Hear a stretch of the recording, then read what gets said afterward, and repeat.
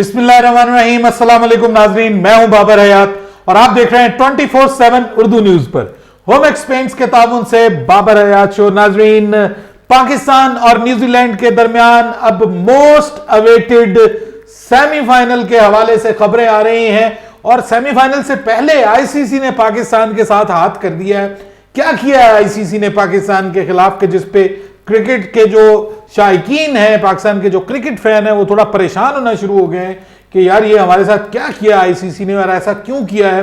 इस पे आज के इस प्रोग्राम में बात करेंगे और फिर हम बात करेंगे कि जनाब मैथ्यू हेडन जो हैं, उन्होंने पाकिस्तान की क्रिकेट टीम के हवाले से बड़ा दावा कर दिया है। मैथ्यू हेडन आपको पता है पाकिस्तान की टीम के मेंटोर भी हैं, इस वक्त बैटिंग कंसल्टेंट हैं। उन्होंने एक बड़ा दावा किया है पाकिस्तान की टीम के हवाले से। वसीम अकरम ने एक भारतीय खिलाड़ी के बारे में बहुत बड़ी बात कह दी है, बहुत हैरानकुन बात कह दी है। क्या कहा है वसीम अकरम ने, इस हवाले से भी हम बात करेंगे। और इंग्लैंड की टीम को T20 वर्ल्ड कप के सेमीफाइनल से पहले एक बड़ा झटका लग गया है। एक बहुत अहम खिलाड़ी उनका जनाब सेमीफाइनल से बाहर हो गया। इस पे ऑब्वियसली इंडियन टीम बहुत खुश होगी कि चले एक तो गया हमारे रास्ते से। इसके अलावा जो न्यूजीलैंड की टीम के टिम साउदी हैं, उन्होंने पाकिस्तान के हवाले से बात की है कि पाकिस्तान को वो किस तरह से लेंगे, क्या वो आसान समझते हैं या मुश्किल समझते हैं। इन तमाम मौजूआत पर बात करेंगे, लेकिन आगे बढ़ने से पहले आपसे गुजारिश कि अगर आप हमारे नए व्यूअर हैं तो प्लीज हमारे इस चैनल को जल्दी से कर दीजिएगा सब्सक्राइब और बेल आइकन को पुश करना मत भूलिएगा। मुझे फॉलो कीजिए इंस्टाग्राम पे @बाबर हयात शो और हमारे पेज को फेसबुक पे लाइक कर लीजिएगा। तो जनाब बात यह है कि पाकिस्तान की टीम पहुंच गई है सिडनी और सिडनी में अब पाकिस्तान को बुध के रोज खेलना है। बहुत ही इंपॉर्टेंट और हमारी उम्मीदों का गहवारा, हमारी उम्मीदों का तारा सेमीफाइनल, जिसपे पाकिस्तान के क्रिकेट फैंस बहुत ज्यादा पुरुमीद हैं, बहुत ज्यादा एक्साइटेड भी हैं और बहुत ज्यादा पुरुमीद भी हैं। और वो ये समझते हैं कि जनाब इंशाल्लाह हम न्यूजीलैंड को तो हम जेर कर लेंगे।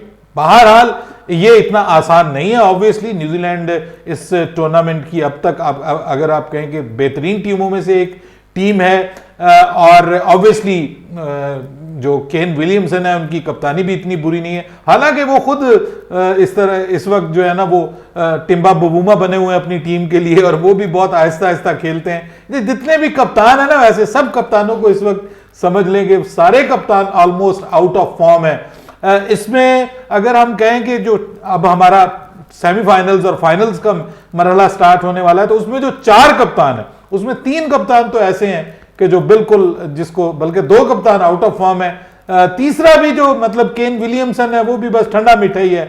और अगर हम बात करें जोस बटलर की, तो वो फिर भी आप उनको ये कह सकते हैं कि वो, लेकिन असल अपनी लय में वो भी नहीं है। सो ये T20 वर्ल्ड कप अगर हम कहें कि ये कप्तानों का T20 वर्ल्ड कप नहीं था, ये बेसिकली मुझे तो ऐसा लगता है कि ये तो विराट कोहली का T20 वर्ल्ड कप था। जनाब विराट कोहली की किस्मत जो है वो चमक रही है, चमका रही है, लहला रही है। पाकिस्तान की टीम सिडनी पहुंच गई है। आज करेगी पाकिस्तान की टीम आराम, सुकून बहुत ज्यादा और रिलैक्स करना चाहिए। और ऑब्वियसली कल जो है वो उसके बाद पाकिस्तान की टीम, एक दिन ही है पाकिस्तान की टीम के पास प्रैक्टिस करने के लिए और बुध को फिर हमारा न्यूजीलैंड के साथ मुकाबला होगा। टीम हमारी बहुत अच्छे इस वक्त मोराल में है और आपको पता है बाबर आजम की तकरीरें भी आपने सुनी होंगी कि वो कहता है कि जनाब बहुत अच्छा हमने कर लिया है और जबरदस्त कर लिया। अरे भाई, दुआएं मांग मांग के पाकिस्तान की टीम पर, पाकिस्तान की कौम जो है वो बेचारे, उनके जो है वो कलेजे खुश्क हो गए हैं आपके लिए दुआएं मांग मांग के। नेदरलैंड अगर ना ये काम करता दुआओं के सर पे, तो फिर मैं देखता कि बाबर आजम साहब ये तकरीरें फरमा रहे होते या नहीं फरमा रहे होते। फिर तो मुझे लगता था कि शायद बांग्लादेश वाला मैच भी हमारे हाथों से चला जाता। बहरहाल अब यह है कि मैथ्यू हेडन ने यह कहा कि जनाब लड़कों, हम बहुत ज्यादा खतरनाक हो चुके हैं। उन्होंने कहा हम बहुत ज्यादा खतरनाक हो चुके हैं, दुनिया की टीमों की नजरों में हम आ गए हैं और हमारा जो मोस्टली जितने भी सारे मसाइल थे वो हल हो गए। एक मसला हेडन साहब बाकी है और वो सब मसलों की मां है और जड़ है, और वो है ओपनिंग का मसला। उसके हवाले से हम अगली वीडियो में बात करेंगे। लेकिन यहां पर उन्होंने ये कहा कि जी आप अपने हौसले बुलंद रखें और जिस तरह की एक ऑब्वियसली एक बैटिंग कंसल्टेंट को, एक मेंटोर को जो बात करनी चाहिए, वो बिल्कुल वो उन्होंने वैसा ही की है। और ये जो T20 वर्ल्ड कप है ना, इसमें बहुत सारी चीजें व्यूअर्स वो हैं कि जो 1992 के वर्ल्ड कप में हुई थी। देखिए मिसाल दे रहा हूं कि पाकिस्तान का जो पहला मैच पाकिस्तान हारा था 1992 के वर्ल्ड कप में, वो वेस्ट इंडीज के खिलाफ हारा था, और वो पहला मैच पाकिस्तान मेलबर्न के मैदान पे हारा था। अब यहां भी पाकिस्तान जो है वो मेलबर्न के मैदान के ऊपर ही पाकिस्तान इंडिया के हाथों पहला मैच हारा। अच्छा, फिर 1987 का वर्ल्ड कप पाकिस्तान और इंडिया में हुआ था, मुझे याद है, मैं छोटा सा था उस वक्त। तो 1987 के वर्ल्ड कप में पाकिस्तान सेमीफाइनल में जब पहुंचा था तो पाकिस्तान का मुकाबला ऑस्ट्रेलिया से हुआ था और ऑस्ट्रेलिया ने पाकिस्तान को हरा दिया था सेमीफाइनल में। उसके बाद क्या हुआ कि ये जो अब 2021 का यानी पिछला जो T20 वर्ल्ड कप है, उसमें भी पाकिस्तान और ऑस्ट्रेलिया का सेमीफाइनल हुआ और ऑस्ट्रेलिया ने पाकिस्तान को हरा दिया। फिर क्या हुआ कि जो 1992 का जो वर्ल्ड कप है, उसके पहले दोनों लगातार मैचेस पाकिस्तान की टीम हारी थी, और फिर अगले जो दोनों मैचेस जो थे, तीनों मैचेस जो थे, पाकिस्तान की टीम लगातार जीती थी। एक मैच में पाकिस्तान का बारिश का मसला हुआ था, लेकिन 3 लगातार मैचेस फिर पाकिस्तान जीती थी। और उस वर्ल्ड कप में भी बिल्कुल आखिरी दिन, आखिरी मैच में जो है वो फैसला हुआ था और पाकिस्तान की टीम ने नेक्स्ट उसके लिए क्वालिफाई किया था। तो बहुत सारे इफ्स एंड बट्स उसमें भी थे और उसमें भी दूसरों की तरफ देखना पड़ा था। इस मैच में जैसे नेदरलैंड ने साउथ अफ्रीका को बाहर किया, तो तब जो है वो ऑस्ट्रेलिया और वेस्ट इंडीज के मैच के ऊपर पाकिस्तान के क्रिकेट फैंस की नजरें लगी हुई थी और ऑस्ट्रेलिया ने वेस्ट इंडीज को हरा दिया था और यूं पाकिस्तान की राह हमवार हो गई थी। उस T20 वर्ल्ड कप में भी आपको याद होगा कि अगर आप उस वक्त थे तो उस वर्ल्ड कप में भी इन बेचारों के साथ, साउथ अफ्रीका के साथ, आपको पता है कि वो डकवर्थ एंड लुअर्स मेथड के तहत बहुत बड़ा हाथ हो गया था और ये बेचारे बाहर हो गए थे। और इस बार भी ये बेचारे, मतलब उस वक्त भी बड़ी जबरदस्त फॉर्म में थी। कैपिलर वेसल्स होता था और बहुत सारे खिलाड़ी, बड़े बड़े खिलाड़ी, शॉन पॉलक और लांस क्लूजनर जैसे बड़े बड़े नाम उस वक्त उनकी टीम में थे। और जो वो इनका कप्तान जिसकी डेथ भी हो गई, वो भी उस वक्त, मतलब बड़े बड़े नाम थे साउथ अफ्रीका में और बॉलर्स बहुत अच्छे थे इनके पास।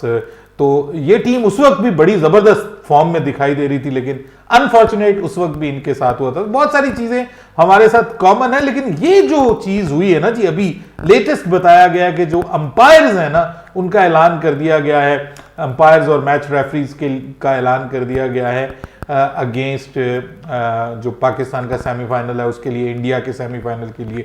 और हैरानकुन तौर पर मैरी रेस्मस जो हैं उनको पाकिस्तान की मैच में अगेन जो है वो अंपायरिंग दे दी गई है। ये वही रेस्मस हैं कि जिन्होंने डेसमस कर दिया था पाकिस्तान को इंडिया के खिलाफ, वो जो नो बॉल वाला मामला हुआ था, ये वही रेस्मस हैं।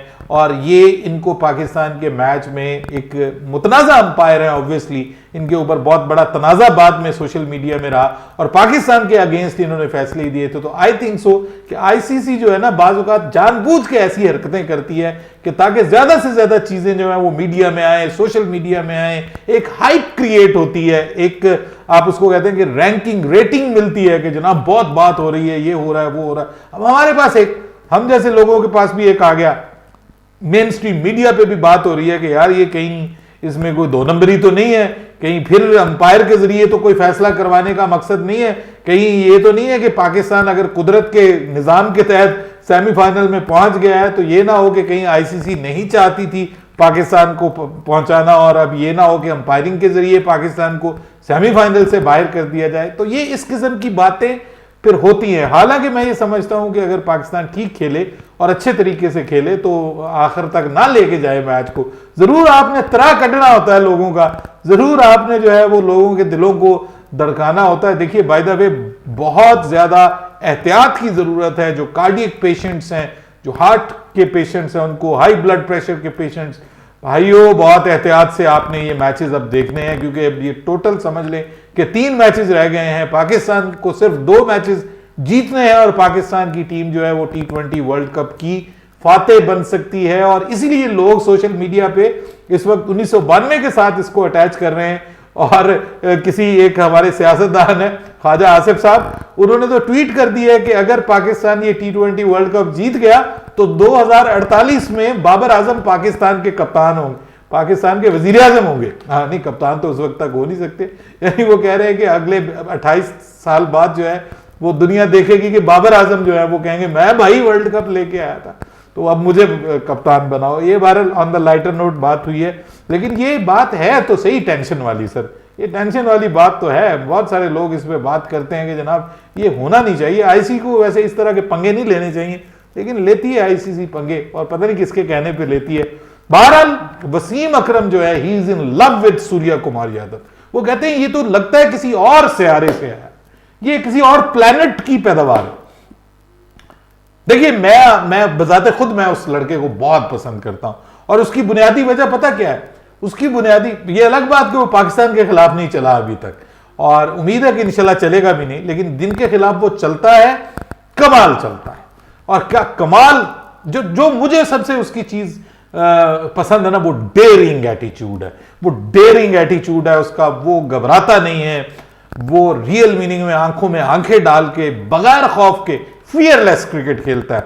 और ये थोड़ी सी झलक मुझे हमारे मोहम्मद हारिस में भी दिखाई दिया है। बहरहाल वसीम अकरम ने बहुत ज्यादा तारीफ की है, उन्होंने कहा कि मुझे लगता है कि ये तो किसी और सियारे से आया है, ये मतलब इस तरह का क्रिकेटर इस वक्त वाकई दुनिया में कोई और नहीं है कि जो इतनी दलेरी के साथ और इस तरह के 360 डिग्री पे और मुश्किल शॉट्स, लैप शॉट्स और अपर कट्स, और हर शॉट उसकी बुक में है, और वो बहुत जबरदस्त खेलता है। इसीलिए उसको वाकई देखते हुए मजा आता है। आपको वसीम अकरम ने भी बिल्कुल करेक्ट कहा है कि उसकी बैटिंग को देखते हुए हमें मजा आता है। बहरहाल दुआ करें हमारा जो हारिस है। देखिए मैं आपको बताऊं, प्लेयर्स को ना टीमें बनाती हैं और कप्तान बनाते हैं। हमारे इमरान खान ने इंजमाम उल हक को जो है ना वो बना दिया, देख लें, उसके ऊपर भरोसा कर करके उसको बना दिया। और बाय द वे वहां पर 1992 का जो था ना, उसमें हमारे तरफ से जो एक मैजिक बॉय सामने आया था वो इंजी था। ही वॉज वेरी कूल और यंग और टमाटर सा उस वक्त नजर आता था, बड़ा मजे का क्यूट सा ये होता था उस वक्त इंजी। और इस बार जो है वो थोड़ा जिसामत में उससे मुख्तलिफ है, बहुत पतला है, लेकिन इस बार जो है वो मैजिक बॉय हमारा बनकर सामने आया मोहम्मद हारिस। अल्लाह करे इस बेचारे को मैजिक बॉय बन के रहने दिया जाए, इसको कहीं खराब ना किया जाए। लेकिन बात यह है कि हमारे पास भी एक ऐसा खिलाड़ी है कि जिसके ऊपर अगर मेहनत की जाए और उसको एक प्रॉपर उसको गाइडलाइन दी जाए तो आई थिंक सो कि हम भी टैलेंट में किसी से कम नहीं है। अब मसला यह है कि वहां पे प्रोफेशनली काम किया जाता है, यहाँ पे चाचा मामा ताया, ताए का पुत्र, चाचे का पुत्र, वो मेरा फलाना, वो ये वो, और फिर पर्सनल ग्रजेस और ईगोज ये आ जाती हैं बीच में, जो कि नहीं आना चाहिए। और इंग्लैंड को बड़ा झटका है जी, डेविड मलान जो हैं वो बाहर हो गए हैं T20 वर्ल्ड कप के सेमीफाइनल से। वो लंगड़ा के चल रहे थे और ग्रोइंग में उन्होंने कुछ कर लिया अपने। बाय द वे वो वैसे इतना फॉर्म में भी नहीं था, लेकिन फिर भी ऑब्वियसली एक उनका प्लेइंग 11 का अहम हिस्सा था। इंडिया के मैच से पहले जो है वो ये एक बड़ा झटका है इंग्लैंड के लिए। मैं तो आपको सीधी सी बात बताऊं व्यूअर्स के, मैं तो पाकिस्तान और इंडिया का फाइनल होता हुआ देख रहा हूं। अगर अब भी पाकिस्तान और इंडिया का फाइनल नहीं होता ना, तो ये आईसीसी की, स्टार स्पोर्ट्स की और हम सब की बदकिस्मती होगी।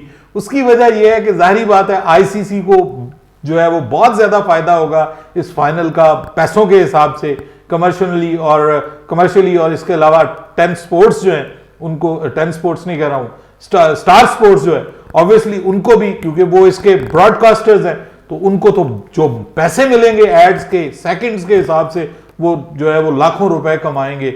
और मतलब एक मैच में वो अरबों की कमाई कर सकते हैं अगर ये इतना बड़ा मैच हो जाएगा। और उसके बाद फिर गेट मनी जो है वो भी 92, 95 हजार, 93 हजार बंदा अगर हो जाए, तो आपको पता है पिछली बार भी को 7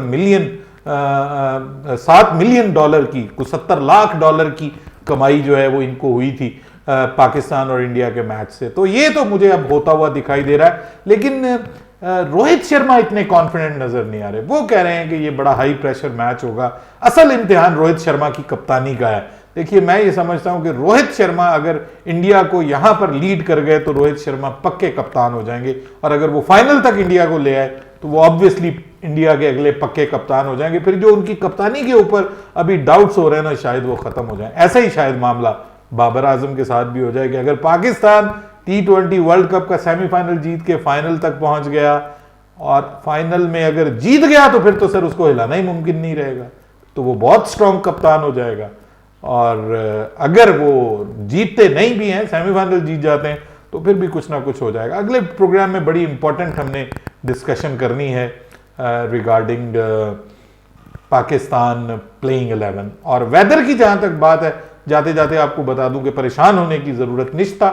इंशाल्लाह पाकिस्तान का ये मैच होगा और पहले दिन ही होगा। वैसे तो आपको पता है कि रिजर्व डे भी रखा हुआ है, आईसीसी ने जो नए रूल बनाए उसमें एक रिजर्व डे भी है, और ये मिनिमम 10-10 ओवर्स का मैच होगा, उससे कम का ये मैच कंसीडर नहीं किया जाएगा।